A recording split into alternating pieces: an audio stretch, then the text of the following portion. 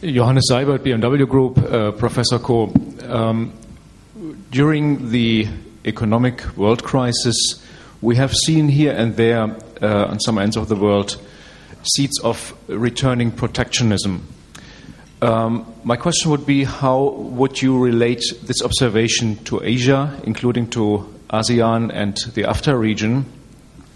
I have here and there, informally at least, heard concerns even within AFTA that countries are worried about imbalances of trade, of their trade balance within the AFTA region, and you might get to the conclusion that there is a risk of perhaps non-tariff barriers or certain even subtle forms of protectionism.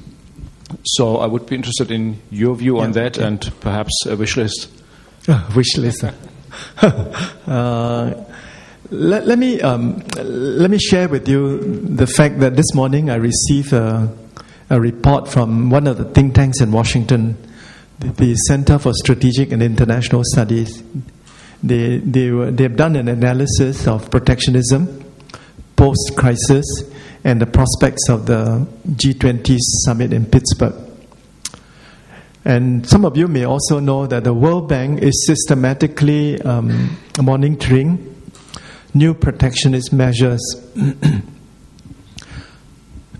Let me first say that in a recession, and this was a really very severe recession, in a recession, every political leader, no matter where in the world, has first to take care of his people, to protect the jobs of his people, to prevent his domestic economy from going into a spiral. So in a recession, it's very hard for most countries and most political leaders to stand firm on free trade and liberalization. So I would acknowledge that this is a reality, you know. But I'm very unhappy with the hypocrisy of the G20 leaders. And let me share with you this analysis. According to this think tank in Washington, CSIS, in the short period between the G20 summit in Washington and the London summit, 17 of the 20 countries had implemented protectionist trade measures. And according to the World Bank, this has not stopped. It continues every day. According to the World Bank, on the average, every 3 days, a new protectionist measure is being enacted by one of the G20 countries. So there's an unbelievable disconnect between the rhetorics. You know, when the G20 leaders meet, whether in Washington or London or Italy and now in Pittsburgh, they always say the right things, you know. Their rhetoric is very sweet, you know. And they pledge themselves that there will be a standstill. We will not enact any protectionist measure. The moment they go home, they do the opposite. So this is the unfortunate reality in which we live. The bottom line, however, is that none of these protectionist measures so far has been of a massive scale, which has provoked a retaliation by others which threaten the whole system.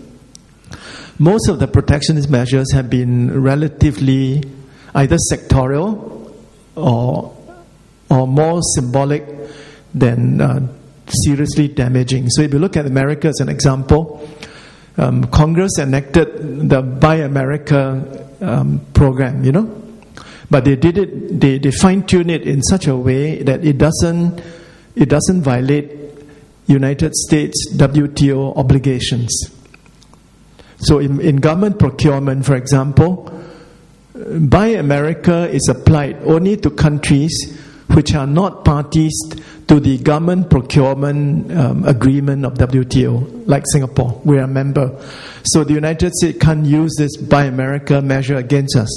But if you are India, you're not a member of the government procurement agreement of WTO, then the United States can favor American products and services over Indian products and services.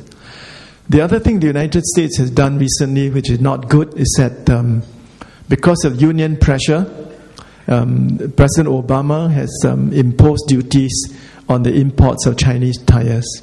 And the Chinese have taken America to the dispute settlement body in the WTO. But in addition, the Chinese have threatened to retaliate by imposing duty on 2 exports from the United States to China. So if this, become more extensive, it's no good, because then get, and then before you know it, you have a trade war between all the major trading nations. So we have to be watchful. Some honest institutions like the World Bank, WTO should blow the whistle and give us a dispassionate and honest report on what's going on in the world. What's my wish? My wish is that we can conclude the Doha round successfully next year.